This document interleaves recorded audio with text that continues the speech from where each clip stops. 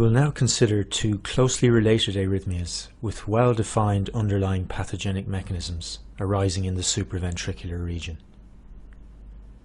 Atrial fibrillation is a very common and clinically important arrhythmia. The most striking finding on the ECG in this disorder is that the heart rhythm is irregularly irregular, the distance between aura waves varying from beat to beat with no discernible pattern. If we mark out a set of aura waves on a piece of paper, moving along the rhythm strip, we find no fixed relationship between episodes of ventricular depolarization. Furthermore, there are no identifiable P waves. These are the characteristic ECG findings in atrial fibrillation. Atrial fibrillation arises secondary to many different disease states, both intrinsic and extrinsic to the heart. In this arrhythmia, multiple sites within the atria, in the example shown here 8 but often many hundreds, are depolarizing randomly and independently of one another. However, the individual depolarization events generated by these sites never manage to completely depolarize the atria, as they run into refractory zones generated by earlier discharges from other sites.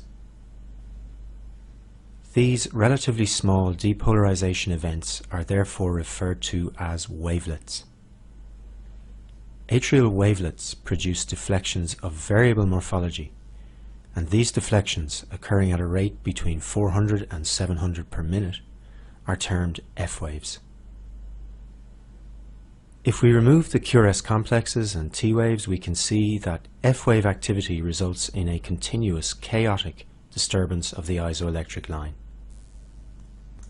As P waves are generated by the coordinated spread of depolarization over the atria in a defined period of time from a discrete depolarizing focus, in the presence of atrial fibrillation, P waves are absent.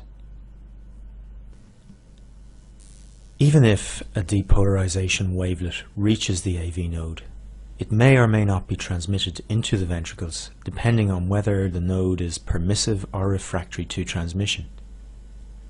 Within the AV node, the depolarization wavelet may be blocked in its journey to the ventricles by intranodal refractory foci generated by previous wavelets. As these refractory regions complete repolarization, a depolarization event arriving at the same point at a slightly different time, however, may manage to negotiate its way through the node and discharge into the ventricular conducting system, triggering ventricular depolarization. The net result of these chaotic supraventricular events is a random generation of narrow QRS complexes with no evidence of P-wave activity on the ECG. These are the characteristic ECG features of atrial fibrillation. In this example, with 12 aura waves in 30 large squares, the heart rate is 120 beats per minute. Rates between 120 and 140 beats per minute are typical. However, the actual heart rate observed in cases of atrial fibrillation is highly variable. It may be much more rapid than shown here, however it may occur at a rate within the normal range, or even be slow enough to qualify as a bradycardia. When the heart rate associated with atrial fibrillation is less than 100 beats per minute, it is described as controlled atrial fibrillation. In the absence of treatment, controlled atrial fibrillation is often observed in elderly patients. This is because in this age group, atrial fibrillation is frequently associated with significant underlying heart disease. In this situation, the AV node may be diseased, and transmission of atrial depolarization wavelets to the ventricles impaired. As in this example, F waves may be quite prominent. In many cases, as shown here however, they are of low amplitude with minimal disturbance of the isoelectric line. These two situations are sometimes referred to as coarse and fine atrial fibrillation. Coarse atrial fibrillation probably arises when the number of depolarizing sites in the atria is limited to less than 10, and each individual electrical event affects a mass of atrial muscle significant enough to cause a substantial wave on the ECG readout. Fusion of such coarse underlying F waves with T waves and QRS complexes may distort their appearance. Fine atrial fibrillation occurs when the number of atrial sites depolarizing is larger, the multitude of smaller individual wavelets resulting in less net disturbance of the isoelectric line. In reality, a full spectrum between coarse and fine atrial fibrillation is observed in patients, and the distinction has no clinical significance at the present time. Atrial fibrillation is associated with a number of preventable complications, including stroke and heart failure. You must be able to identify it on the ECG. The key to identifying this arrhythmia is the irregularity of ventricular depolarization and the absence of P waves. We will now study a related arrhythmia generated in the supraventricular region. Atrial flutter arises by a very specific mechanism. In this arrhythmia, a loop of depolarizing activity circulates constantly within the walls of a diseased right atrium, discharging depolarizing current into the left atrium. This is a re-entrant loop and is our first encounter with the phenomenon of re-entry. We will explain exactly what this means in the next videos. However, we need to discuss atrial flutter here as it is closely related in terms of etiology to atrial fibrillation. In fact, it is very common to see patients who flip between these two arrhythmias. In flutter, the rapidly discharging loop of current in the walls of the right atrium rotates anti-clockwise, discharging into the left atrium at approximately 300 discharges per minute. If we mask ventricular electrical activity for the moment, you will see that the discharge of depolarizing current from the re-entrant loop produces a large negative deflection in the inferior leads, illustrated here in lead 2. These are flutter waves. At a rate of 300 discharges per minute, the flutter waves are of course present at intervals of approximately 1 per large square. This is the sawtooth pattern characteristic of atrial flutter. Identification of elements of this underlying pattern is the key to the diagnosis of this arrhythmia, but it is not always easy. Remember, we are looking here at a particularly striking example and with ventricular activity removed. So what effect does this process have on the ventricles? The atria are depolarizing approximately 300 times every minute. If this were transmitted to the ventricles, a ventricular rate of 300 beats per minute would be potentially fatal, as the chambers fail to fill between beats. The AV node protects the ventricles and cardiac output by selectively blocking transmission of a proportion of flutter waves. In the example shown here, the AV node is conducting 1 in every 4 flutter waves, giving a ventricular rate of 75 beats per minute.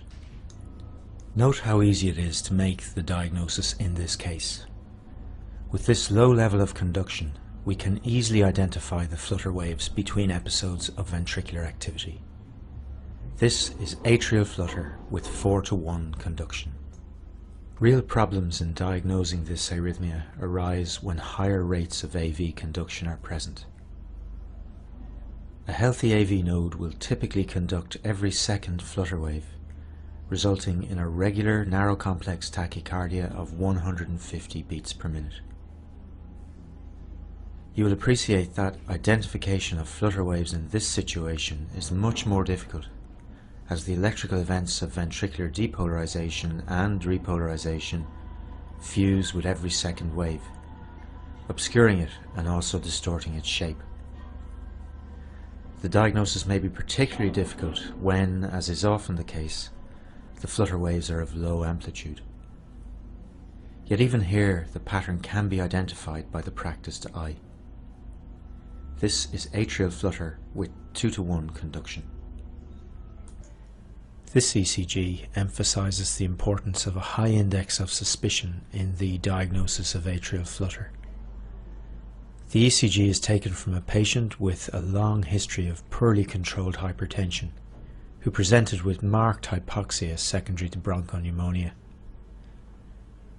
We note that his heart is structurally abnormal, with clear evidence of left ventricular hypertrophy on the ECG.